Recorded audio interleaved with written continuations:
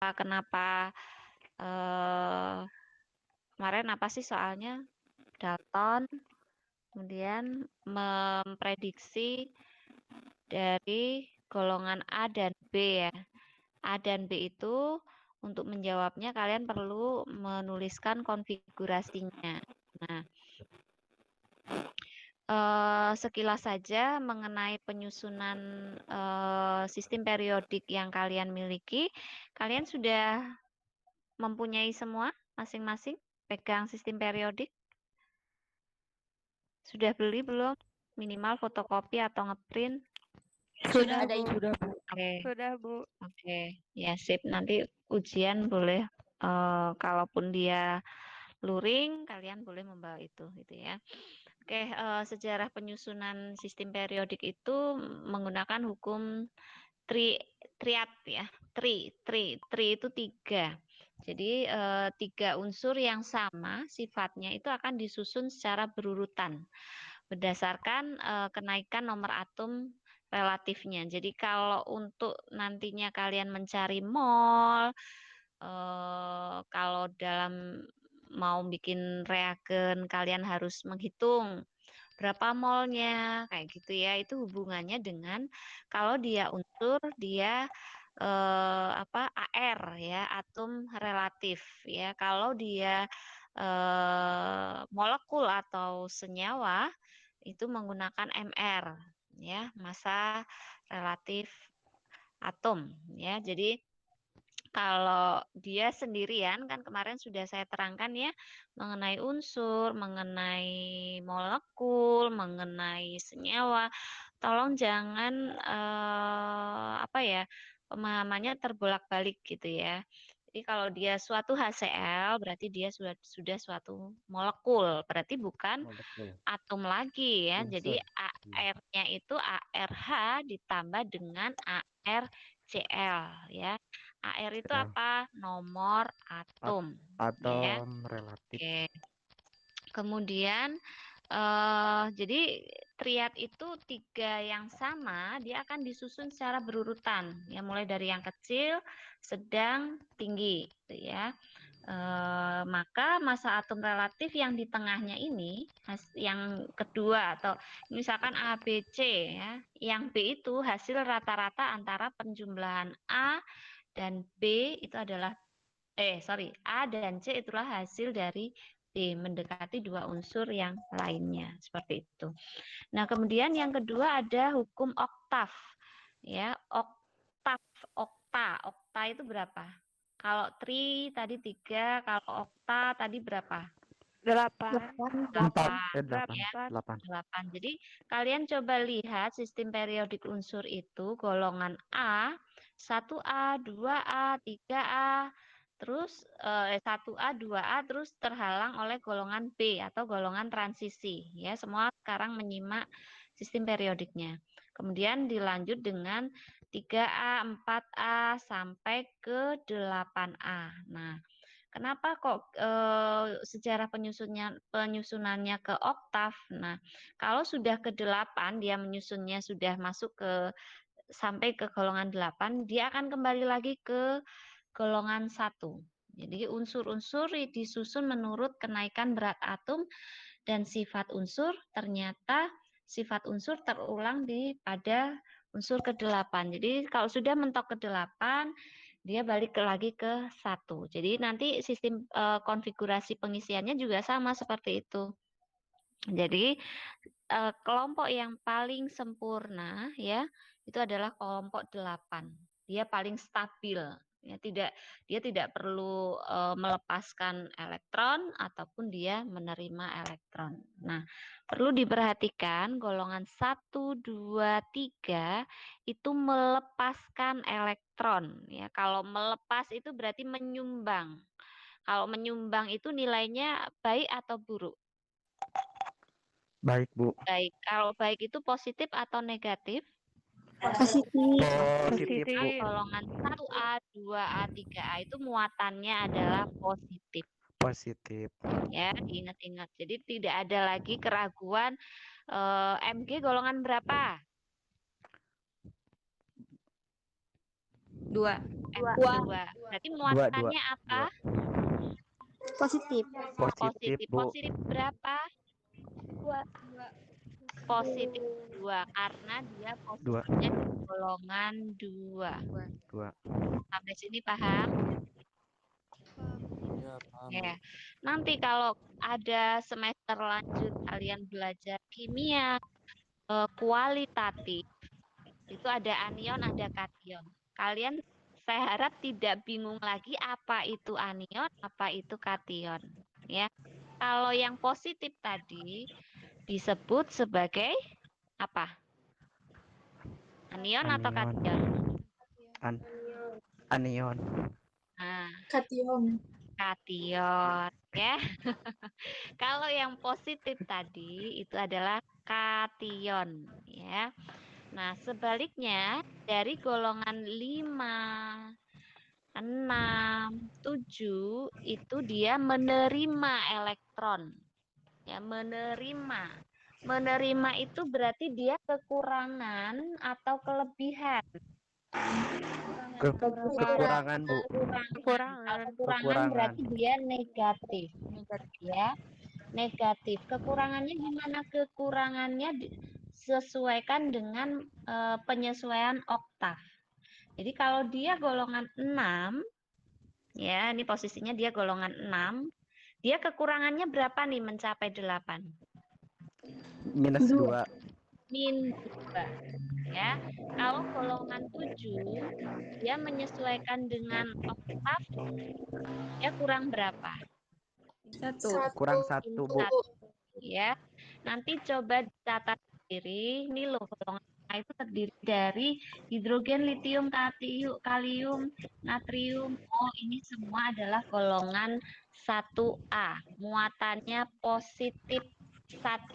Kalau cuma 1 tidak usah ditulis angka 1. Ya. Jadi cuma positif saja. Nah, Ya. kalau dari 6, 7, 6 dan 7, 6 berarti 6 itu golongan apa saja? Nah, kan ada ya oksigen. Nah, itu berarti O-2 ya. Kemudian golongan 7A, golongan halogen, FCl, Bri, At. Nah, semua itu adalah anion bermuatan negatif 1. Negatif. 1. Jangan maksa 2. Ya, sampai sini paham? Nah, kalau yang golongan 5 berarti dia negatif 3. Ya, negatif 3. Kenapa kok saya tidak menyebutkan golongan 4? Nah, golongan 4 ini lebih menyesuaikan ya. Jadi dia mau menerima oke, mau melepas juga oke. Jadi dia sebenarnya tidak ada ciri khas tersendiri ya. Dia mau positif atau negatif itu tidak ada.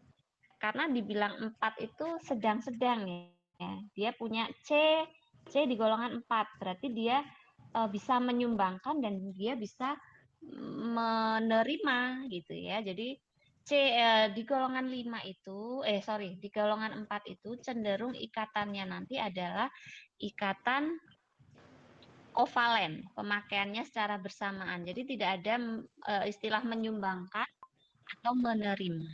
Bisa dipahami? Yang terakhir Mendeleev ya dan Mayer ya, di sini Mendeleev berbentuk tabel yang kalian gunakan saat ini tuh ya, itu sudah berdasarkan kenaikan berat atom. Nah, bentuk panjang sama ya konfigurasi elektron yang dilakukan sampai sekarang. Nah, ini adalah sistem periodik yang wajib kalian punyai seperti yang saya terangkan tadi. Di sini ya, golongan 1A kalian bikin suatu jembatan keledai. Jembatan keledai itu apa sih? Hal yang mudah diingat. Ya, saya punya ciri khas tersendiri mengingat nama-nama golongan ini. Ya. Ini Bu Ali, gadis Indonesia Tulen, misal seperti itu ya. Dan lain sebagainya. Ya. Semua golongan 1 sampai 7 ini dia mengikuti kestabilannya seperti golongan 8. Ya. Nah, Silahkan kalian nanti buat sendiri di rumah, mau biar menghafalnya itu mudah, dibikinlah suatu singkatan yang mudah diingat. Kayak Mejiku Hibiniu itu loh. Nah, itu kan hasil singkatan merah ya, kayak gitu ya saya. Kemudian kita sekarang bagaimana sih menentukan golongan dan periode. Nah, ini ada golongan utama. Kalau golongan utama itu ditentukan oleh elektron valensi. Valensi itu apa? Valensi itu angka yang terluar. Ya, angka yang terluar. Misalkan saya punya daerah blok S. Blok S itu pasti di daerah yang mana dia pangkat S. S itu kan kalau kita mengkonfigurasi itu kan ada SPDF. Masih ingat nggak itu pelajaran SMA? Enggak. Masih, Bu. Masih ya, ada orbital. Kalau S itu kotaknya 1, dia berisi 2 orbital. Atas ke bawah. Nah, kalau P kotaknya 3, ya, kotaknya 3, dia ada 6 orbital. Spinnya ke atas dan ke bawah dan seterusnya. Nah, kalau nanti konfigurasinya berakhir di huruf S, ya, dengan pangkat X, maka ini bisa ditentukan, oh golongannya dia golongan X dengan pangkat dengan golongan X itu maksudnya 1 sampai 7 ya. Dengan posisi dia di A ya, bukan di B.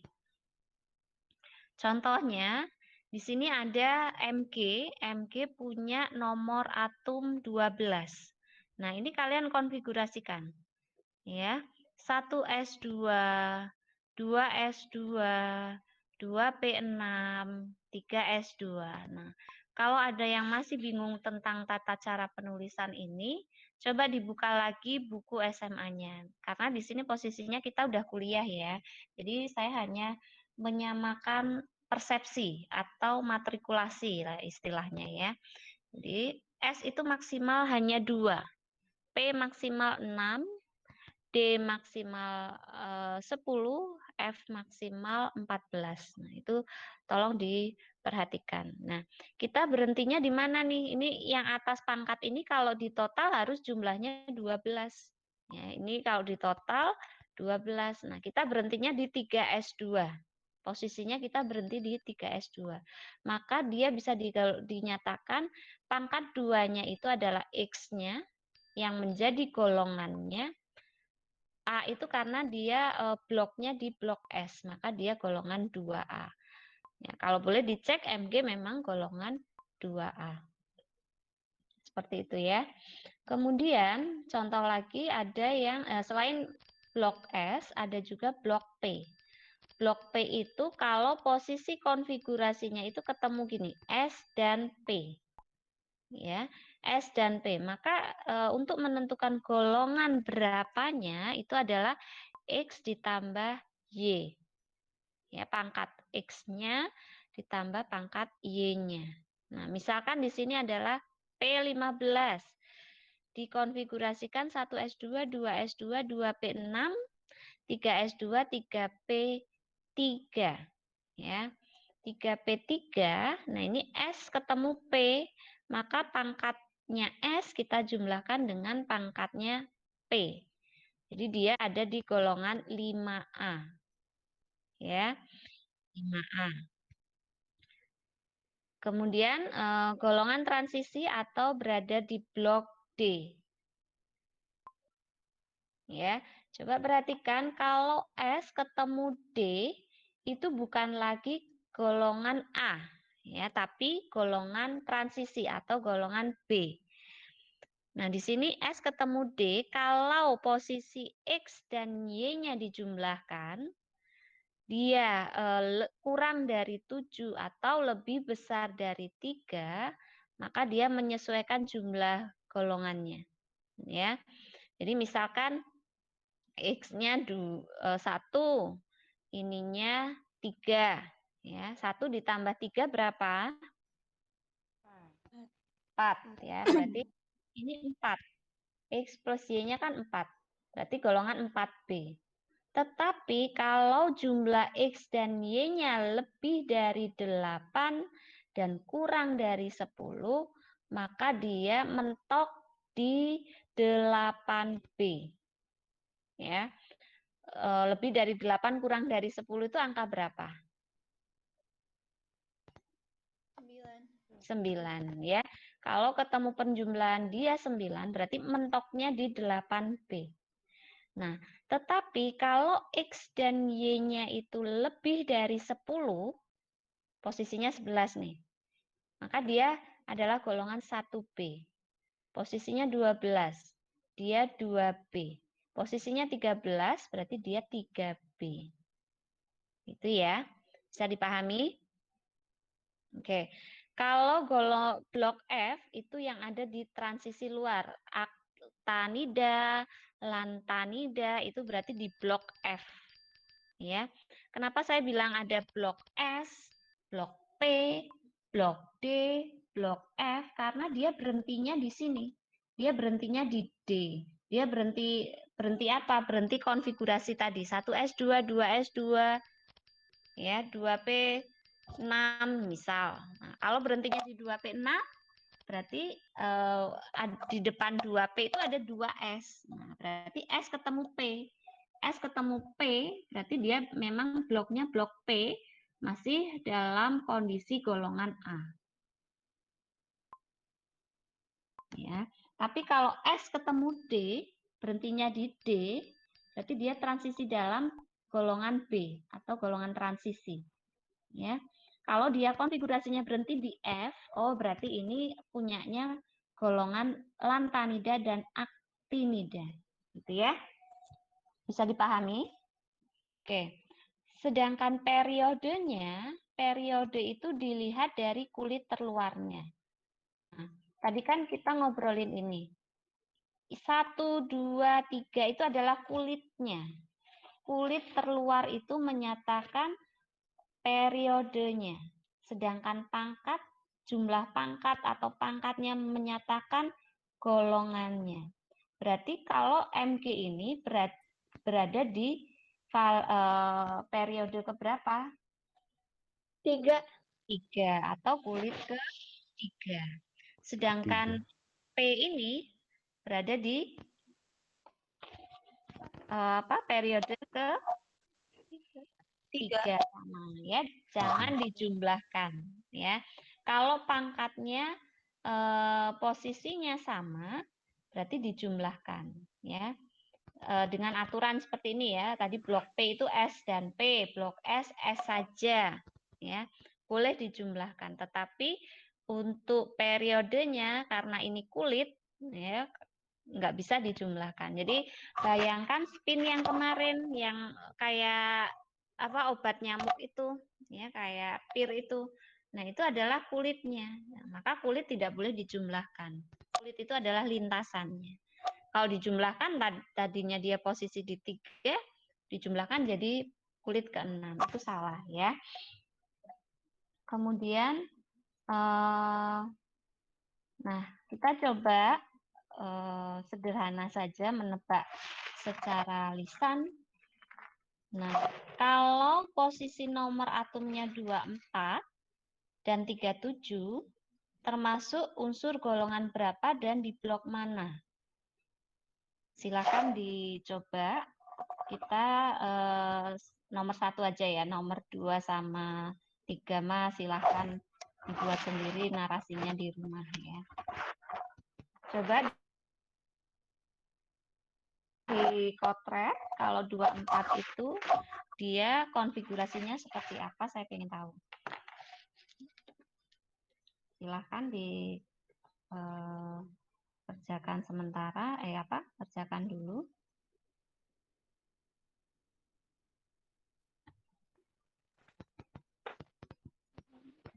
Golongan berapa? Tanpa melihat periode ya.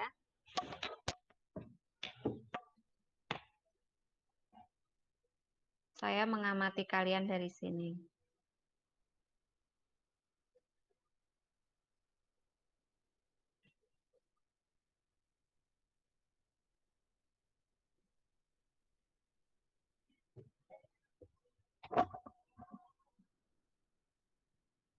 Kameranya tetap di-on-kan.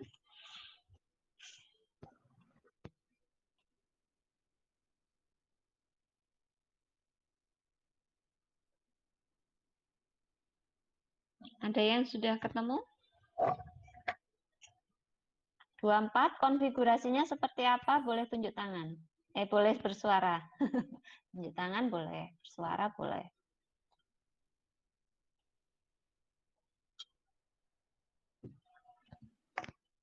Ibu saya. Oke, Nabila, sebentar saya tulis dulu takut lupa. Gimana, Neng? Konfigurasinya apa?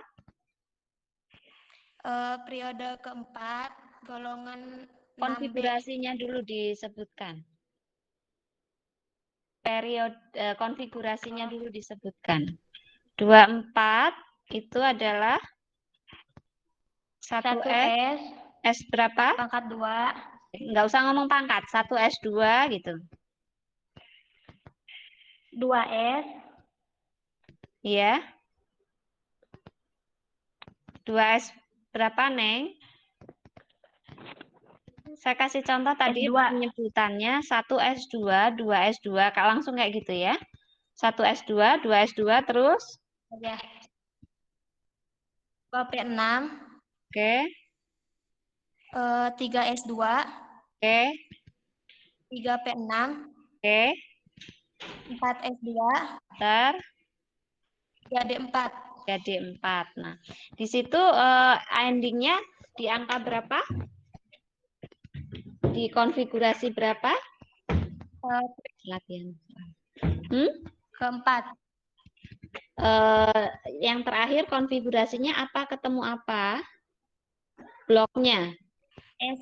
S. Blok SD. S ketemu SD. D ya. Kalau S ketemu D berarti dia diprediksi golongan apa tadi? A atau B? Golongan B, pintar. B. Oke, sekarang saya tanya ada di golongan berapa dia? Golongan 6B. 6B periode berapa? Periode keempat. Bentar ya. Yang lain benar nggak jawabannya kayak gitu?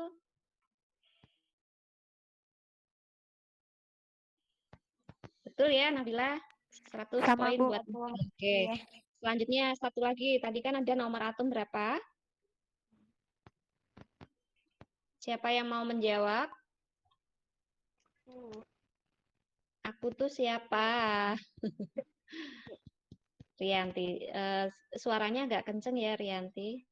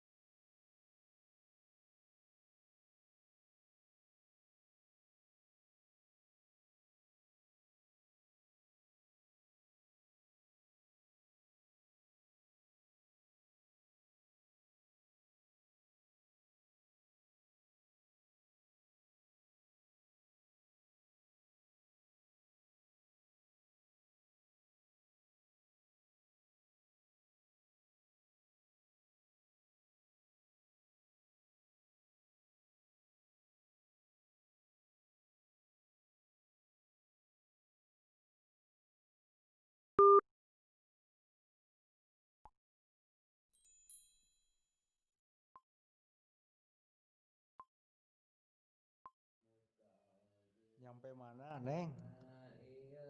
Terus nyampe mana?